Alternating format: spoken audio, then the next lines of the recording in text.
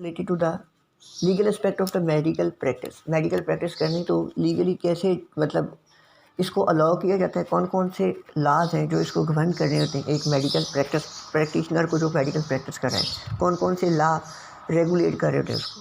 तो सबसे पहली बात ये, हम थोड़ी सी हिस्ट्री देख लेते हैं। पास्ट में क्या था, पास में जिसका दिल करता था मेडिकल प्रैक्टिस किया करता था, तो उसमें कोई इतनी लॉ रिलेटेड चीज़ें नहीं होती थी, मतलब इतनी कोई रेगुलेटरी अथॉरिटीज़ नहीं थी जो कि देखते कि ये मेडिकल प्रैक्टिस कर रहा है या थराइज है नहीं है, तो किन कवानीन को ये फॉलो कर रहा है। लेकिन जैसे जैसे अब शऊर बढ़ता गया, लोगों ने देखना शुरू कर दिया कि काफ़ी सारे सिस्टम्स आ गए, ट्रीटमेंट के, हीलिंग के काफ़ी सारे सिस्टम्स आ गए, जिसमें अब लोगों के दिल में काफ़ी सारे सवाल पैदा हो गए कि अच्छा जी ये भी बंदा प्रैक्टिस कर रहा है, ये भी कर रहे हैं, इनमें से सही कौन सा है, ठीक है जी, सही कौन सा है, बेस्ट कौन सा है, इनमें से अथराइज कौन सा है, अनअथराइज कौन सा है। अगर दूसरा कोई अथराइज नहीं है, लीगली या सही काम नहीं कर रहा, तो क्या उसको काम करते रहना चाहिए या बैन कर देना चाहिए। इस तरह के सारे क्वेश्चन जेल में आ गए, जिसकी बेस पे फिर क्या हुआ, स्टैट्यूट सिस्टम बना, मतलब कि रेगुलेटरी अथॉरिटीज़ ने क्या अपने लॉज बनाए जिनके रेलिवेंट जिनके थ्रू जो क्या हुआ कि मेडिकल प्रैक्टिस को ही सिर्फ कंसीडर किया गया, ठीक है जी। तो अब जो रिसेंट सिस्टम है इसको कहते हैं allopathic system. Allopathic system two word से मिलके बना हुआ है। Allos mean reversal and pathos मतलब डिजीज़ प्रोसेसेस, यानी कि डिजीज़ को रिवर्स करने वाला सिस्टम है एलोपैथिक सिस्टम। आजकल तो इसने क्योंकि काफ़ी सारी इन्फेक्शियस डिजीज़, डेंजरस डिजीज़ को ख़त्म करके लाइफ एक्सपेक्टेंसी बढ़ा दी है, जिसकी वजह से क्या होता है कि ये बड़ा जो है इसकी सक्सेस बढ़ती जा रही है एलोपैथिक सिस्टम की। लेकिन एलोपैथिक सिस्टम मैंने ऑलरेडी आपको बताया कि जैसे जैसे अब शऊर आ गए लोगों को, तो स्पेशलाइज स्टैट्यूट सिस्टम बने जिन्होंने कवानीन बनाए जिनके तहत ये सिस्टम चलेगा। तो पाकिस्तान में ये सिस्टम जो है किन कवानीन के तहत, दो ऑर्डिनेंस है। एक है Pakistan medical and dental ordinance 1980 में बना था। एक Pakistan medical and dental council 1962 में ये बनी थी। तो पाकिस्तान की जो मेडिकल प्रैक्टिस इसको कौन कंट्रोल करे, PMDC Pakistan medical and dental council. 1962 में एक ऑर्डिनेंस बना था, उसके मुताबिक क्या हुआ कि एक ग्रुप बना लोगों का, मैं पाकिस्तान एक काउंसिल बनी Pakistan medical and dental council, जिसको 1973 में एक्सेप्ट कर लिया गया, ठीक है जी।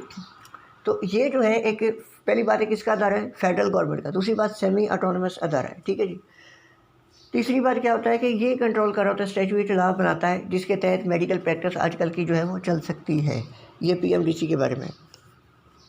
अब पीएमडीसी में दो कवानीन, पहली बात जनरली बात पता होनी चाहिए कि पीएमडीसी में कोई भी वर्क करने वाले हो, क्यों पहली बात क्या है कि वो सिटीजन ऑफ द पाकिस्तान हो, और दूसरी बात अगर वो सिलेक्ट हो गए इसका मेंबर है तो कम से कम 5 साल वो इसका मेंबर रहेगा। और तीसरी बात यह है कि इसके जो दो तरह के मेंबर होते हैं, एक होते हैं नॉमिनेटेड मेंबर, एक होते हैं इलेक्टेड मेंबर। नॉमिनेटेड मेंबर बाद में बताता हूँ, पहले इलेक्टेड मेंबर देखते कौन हो सकते हैं। निमोनी के मेड प्योर मेडिकल कॉलेज से हो सकते हैं, डेंटल कॉलेज से हो सकते हैं, नेशनल असेंबली से हो सकते हैं, ठीक है जी, पोस्ट ग्रेजुएट यूनिवर्सिटी से हो सकते हैं, कॉलेज से हो सकते हैं। उसके अलावा क्या हो सकता है, पोस्ट ग्रेजुएट मेडिकल कॉलेज से हो सकते हैं, यूनिवर्सिटी से हो सकते हैं, आरएमपी से हो सकते हैं। ये सारे मेंबर इसके कौन से, इलेक्टेड। फिर आ जाता है जी इलेक्टेड के बाद नॉमिनेटेड मेंबर। नॉमिनेटेड मेंबर में लीगल मेंबर होते हैं, वो होते हैं जिसको चीफ जस्टिस को सिलेक्ट करता है, number 1। Number 2 director general health हो सकता है, और 4 बाकी 11 मेंबर होता है ये टोटल। एक तो होता है लीगल मेंबर जिसको चीफ जस्टिस ने सिलेक्ट किया, जो लाई करते हैं नॉमिनेटेड मेंबर। 5 होते हैं हर एक सूबे से, 4 होते हैं फेडरल गवर्नमेंट के, और एक होता है डायरेक्टर जनरल हेल्थ। तो ये होते हैं 11 मेंबर। ये होते हैं पीएमडीसी का जो फंक्शन है, ये एक पीएमडीसी के मेंबर होते हैं। अब इसके बाद देखते हैं कि जो ये पीएमडीसी है इसके पास क्या क्या अथॉरिटीज़ हैं। पीएमडीसी जो है ये काम क्या क्या कर सकती है, ये देखना है।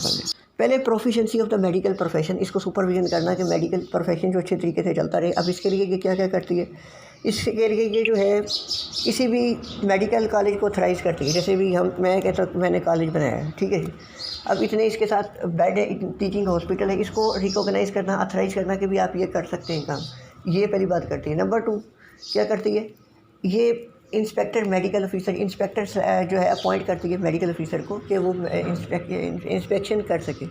नंबर 3 रिकॉग्नाइजेशन, किसी की रिकॉग्नाइज कर सकती है तो विड्रा भी कर सकती है। विड्रॉल ऑफ द रिकॉग्नाइजेशन मतलब रजिस्टर्ड हो गया एक चीज़ तो उसको अनरजिस्टर्ड भी कर सकती है।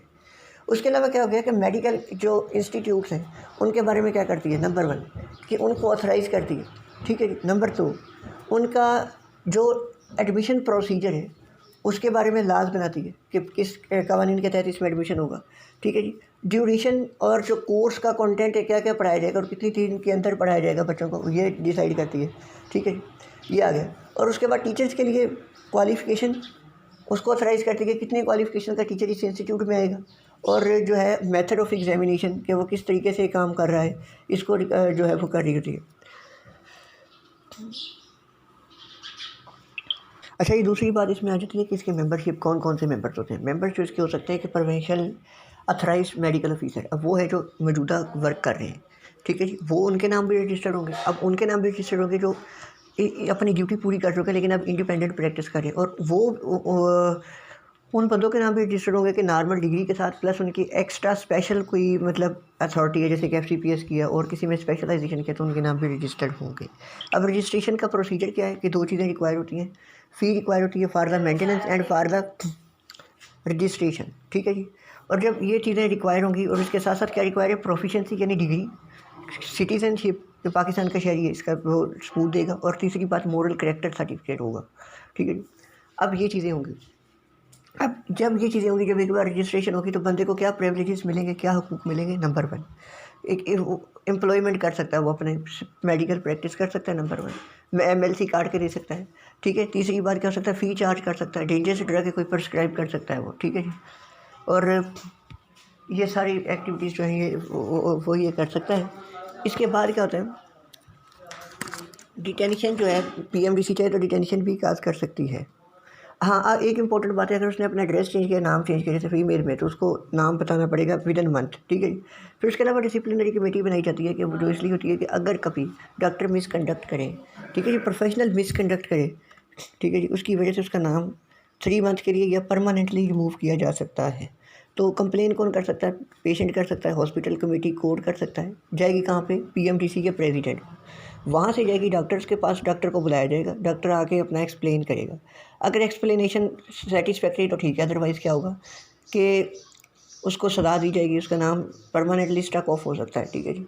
और ऐसे भी हो सकता है कि ये केस चला जाए, अगर सीवियर ब्रीच है ड्यूटी का तो ये चला जाएगा डिसिप्लिनरी कमेटी के पास। अब वहाँ पे एक्सप्लेनेशन वो डॉक्टर से मांगेंगे, अगर तो एक्सप्लेन उसने कर दिया तो ठीक है, डिसमिस हो जाएगी ये जो कंप्लेन है, अदरवाइज़ उसका नाम, उसको फ़ाइन भी हो सकता है और नाम भी रिमूव हो सकता है।